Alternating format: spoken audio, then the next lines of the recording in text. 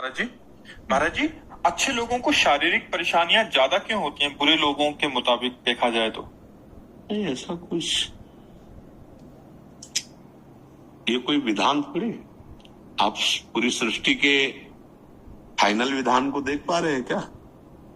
आप कुछ व्यक्तियों को ऐसे देखते हैं तो इसलिए आपको ऐसा लगता है। बकाया सृष्टि के विधान के अनुसार जो ज्यादा पापात्मा पुरुष होता है उसके पहले पुण्य नष्ट किए जाते हैं, क्योंकि उसको विशेष दंड देना है। और जो ज्यादा पुण्यात्मा और सतमार्ग में चलता है उसको विशेष सुख मिलना है, इसलिए उसके पाप नष्ट किए जाते हैं। तो जब वो सत्कर्म परायण दृढ़ निष्ठा वाला होता है, धर्म से चलने वाला, तो उसके पाप नष्ट किए जाते हैं जो पूर्व की जमा है।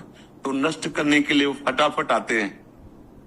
अब उसको दिखाई देता है कि बहुत धर्म से चल रहा है, बड़ा कष्ट भोग रहा है, और एक पाप कर्म कर रहा है तो उसके पुण्य नष्ट किए जाते हैं। तो उस पाप कर्म को करते हुए भी वो फला फूला बड़ा सुखी दिखाई दे रहा है, लेकिन उसके पुण्य नष्ट हो रहे हैं। जिस समय उसके वो पुण्य नष्ट हुए और वर्तमान का पाप और जमा हुआ संचित पाप दोनों मिलेंगे तो जैसे बम ब्लास्ट हो जाता है ना, सब विध्वंस हो जाता है, वैसे सर्वनाश हो जाता है। पापाचरण करने वाला सुखी रहेगा ऐसा तो नहीं। एक समय होता है जब पुण्य उसके काम करते। रावण चलता था, भुजा ठोक देता था तो लोकपाल भयभीत हो जाते थे। अब एक समय बंदर उसकी खोपड़ी को ऐसे फुटबॉल की तरह लात मारते थे, नहीं मारते?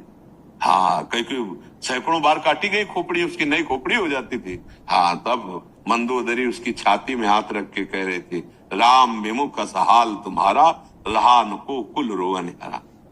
ये पक्का समझ लीजिए कि धर्म करने वाला कुछ समय के लिए दुखी दिखाई देगा क्योंकि उसके पाप नष्ट हो रहे हैं, लेकिन वो परम सुखी होगा। जैसे धर्मराज युधिष्ठिर, 12 वर्ष का वनवास, 1 वर्ष का अज्ञातवास, द्रौपदी के साथ ऐसा बर्ताव, लेकिन सिंहासन पर चक्रवर्ती सम्राट पद पर कौन बैठा? युधिष्ठिर जी। और सर्वनाश किनका हुआ? दुर्योधन का। कुछ समय के लिए फूले फले दिखाई देते हैं, परिणाम सर्वनाशी होगा। अधर्मी कभी सुखी और शांत नहीं हो सकता, और धर्मात्मा कभी दुखी और अशांत नहीं हो सकता। ये बात समझ लीजिए। थोड़ी दिन के लिए दिखाई दे। एक उदाहरण ऐसे ग्रामीण उदाहरण में, 2 मित्र थे, स्कूल में पढ़ते थे।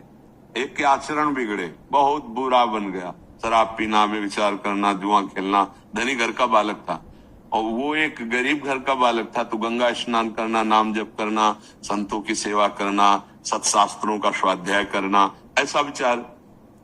अब वो धीरे धीरे दोनों का भाव अलग होने के कारण मित्रता हट गई। कुछ वर्षों बाद जब वो जवान होकर गंगा स्नान करके आ रहा था तो उसके पैर में खजूर का कांटा लगा। अचानक उसने देखा मेरा मित्र सामने से आ रहा है, तो देखा बढ़िया कपड़ा पहने एकदम मस्ती से, और वो फटे पुराने कपड़े, गंगा नहा, तो उसको देखने में कांटा लग गया। खजूर का कांटा बहुत बड़ा होता है। अब मतलब अब वो बैठ गया, राम राम राम कृष्ण कृष्ण कृष्ण ऐसे बोलने। वो नजदीक आया, बूट पहने हुए एकदम फेटे से, कहा था तुमसे बंद करे सब नाटक, कुछ नहीं, देख मैं मौज मस्ती से। और अचानक वो आगे बढ़ा तो उसको एक पैसे की थैली मिल गई।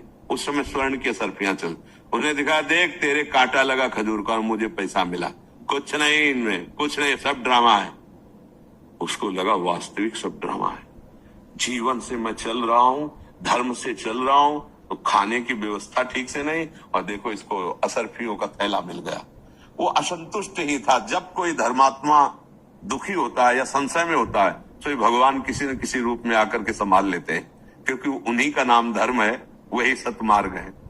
एक ब्राह्मण के वेश में, संत वेश में ऐसे आए, कहा क्या हुआ बेटा, कांटा लग गया? लाओ मैं निकाल देता हूँ।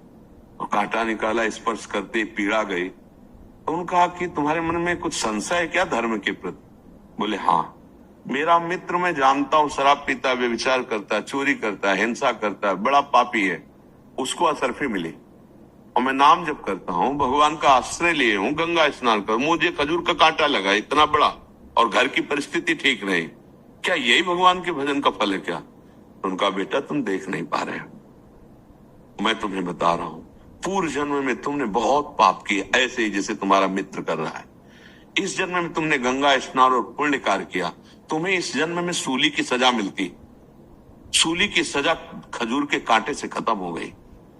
अब तुम्हारे पाप नष्ट हो गए, पुण्य का नंबर आ रहा है, तो इस लोक और परलोक सब जगह सुख भोगोगे, क्योंकि तुमने अच्छे कार्य किए।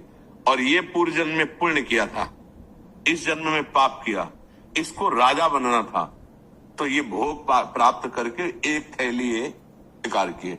और ये पूर्व जन्म में पुण्य किया था, इस जन्म में पाप किया, इसको राजा बनना था, तो ये भोग प्राप्त करके एक थैली ये असरफी, और जिस दिन ये सब खर्चा हो गई असरफी, उस दिन उसके पुण्य नष्ट हो जाएंगे। अब ये वर्तमान का पाप और पूर्व का पाप मिलकर इसको नष्ट कर देगा। तुम धर्म के प्रति संशय मत करो। उसी समय उसको